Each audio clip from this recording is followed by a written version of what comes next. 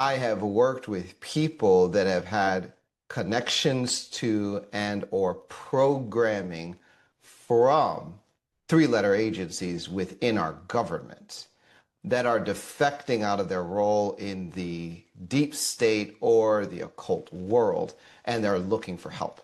So that's, yes, something that I have definitely done for people that are looking for healing and deliverance and have that specific background. We work with most broken people, people that have come from shattered homes, riddled with physical, psychological, emotional, spiritual, and sexual abuse, all at the same time.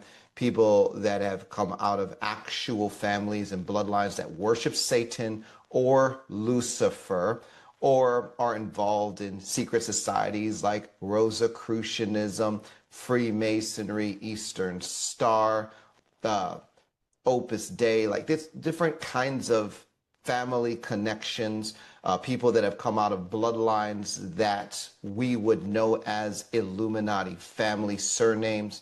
And for that reason, we have had a lot of exposure to like the breadth of how bad it can be when it comes to trauma wounds. Now, I think that people are broken all over the place, and a lot of people look to secular help because the body of Christ has, I think, been undereducated in what it looks like to heal from trauma and even in how to apply the finished work of Jesus Christ to trauma. I believe 100% that Jesus died to heal us spirit, soul, and body. But if we don't know how what he did is properly applied, we can actually hurt people with the wrong perspective and paradigm. One example of the wrong perspective and paradigm is this. It was all finished at the cross. Here's a classic teaching of how you damage people with Christianity. It was all finished at the cross. So the moment that you get saved, the old man is crucified with Christ. Old things have passed away. Behold, all things are become new, which is all quoted scripture. But then here's the application in shame. So if you don't get up from this moment of salvation and water baptism experience and walk out a life that is fully projecting Christ in you in many areas, you didn't get saved right. So now people come to God in their brokenness. They have hope, but then they are rewarded with shame when only 2 or 3 things maybe broke off.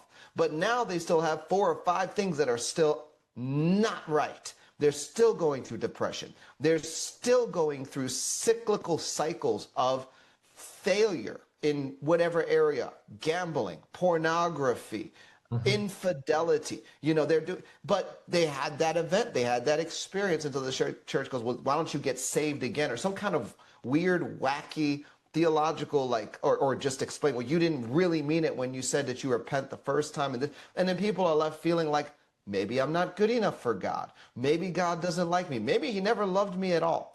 And you actually have people that are introduced to Christ and walk away from the church with more damage than they arrived at because that damage hits at a different level. Now, the God of love is also added to my list of betrayers, and I'll connect with a shaman. And there's a lot of people that have fallen into this bucket because they're like so burned, and that's the only representation of Jesus they've experienced to their trauma wounds. And what I've learned is that people that come from extraordinary trauma backgrounds are actually an underserved population in the body of Christ. But the body of Christ is actually pretty good at working with people that arrive in a fairly decent condition. Right. You know, because they can serve, they can tithe, they can comport themselves decently. You know, we give them a few prayer resources, a light surface dusting, and they look pretty Christian. Like, so the body of Christ does those well. But when it comes to people from deep trauma backgrounds, people that have actually come out of human trafficking, people that have been, you know, you really see the stress points. You see where churches are like, this is where we don't help people anymore because we've failed and we don't know how. We're actually scared of this certain population, or I've actually heard pastors say things like, if you don't pick a fight with Satan, he won't pick a fight with you. That's why we don't do spiritual warfare. And some of the most ridiculous things. But a lot of this creates what I would call an underserved population, which is people that are like, well, but maybe that is my background. Maybe I really need God, but now I'm coming to Jesus people, and all I'm getting is shame and rejection, and my abandonment wound is being rubbed with their sandpaper attitude problem. And what I've realized is the answer on how to apply the finished work of Jesus Christ comes through a revelation on design. That is really, I think, the centerpiece of everything that we've learned. Because when you understand design, then you understand, solving trauma problems is not just black, white. It's not just fix, not fix. It's not just prayer and now you're free. It's a nuanced conversation that is best executed with the perspective of, we're going to take a journey with people. We're actually going to have to go through ups and downs, mountains and valleys, and see people from one point in their process to another point, and engage life with them in the process. Discipleship is not an event, it's a lifestyle. Right. Well, the same thing actually applies to when we begin to engage people for their trauma stuff. And so it's just like a little nugget, and then I guess I'll let you guys ask me another question, but is we look at this as a triune man. We are spirit, soul, and body. Mm-hmm. And all three parts of us in our design are breakable and are deeply affected by trauma. Mm-hmm. To unite the three parts of our design, spirit, soul, and body, we have something called a heart. So Hebrews 4:12 says, the word of God is quick, powerful, sharper than any two-edged sword, piercing even to the division of soul and spirit, mm-hmm. bone and marrow, which is the body, even to the thoughts and intents of the heart.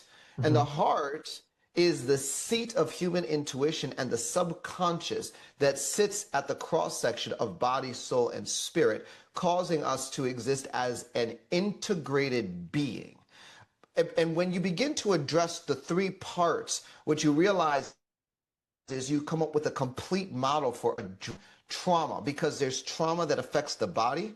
Even memory of trauma can be stored in the cells of the body. Trauma affects the soul, and that largely happens in the realm of what we call dissociation and soul fragmentation. And trauma affects the spirit, and that can actually cause the spirit to, as it says in Psalm 51:17, break. Mm-hmm. And in many other passages like this. So you could have shattering in soul or spirit or both, and the implications are different.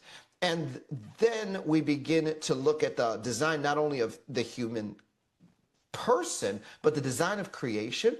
Because when you begin to map how the design of humanity interacts with the design of creation, then you begin to understand the relevance of the spirit world to the experience of trauma for the human, and how you need deliverance that not only covers getting demons out of people, but actually de-interfacing from quantum entanglements and all kinds of other spectacularly bizarre things that hold people in bondage to trauma. And so with that said, I'll turn it back over to you guys.